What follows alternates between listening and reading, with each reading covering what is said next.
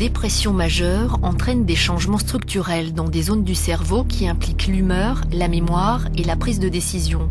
Une équipe du Centre de recherche biomédicale spécialisée en santé mentale de l'hôpital de Maudsley à Londres travaille sur le rétrécissement de certaines zones du cerveau.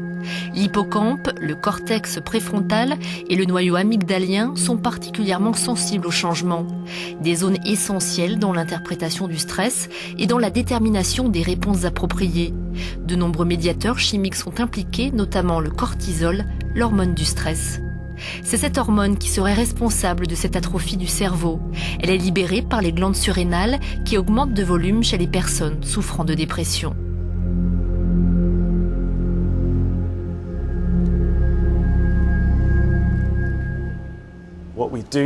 Ce que nous savons, c'est que ces changements sont bien présents chez les personnes qui sont déprimées, qu'il y a une zone appelée l'hippocampe qui semble revenir à la normale. Donc, il y a des preuves pour suggérer que lorsque vous guérissez de la dépression, certains de ces changements peuvent revenir à la normale.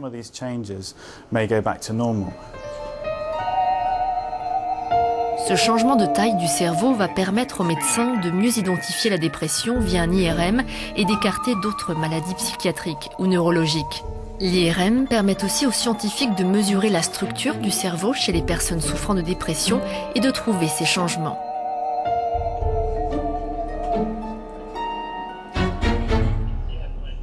Une fois qu'on sait dans quelle zone a lieu les changements et peut-être ce qui les a provoqués, on peut alors chercher de nouvelles façons de traiter une maladie, en concevant de nouveaux médicaments pour traiter la maladie.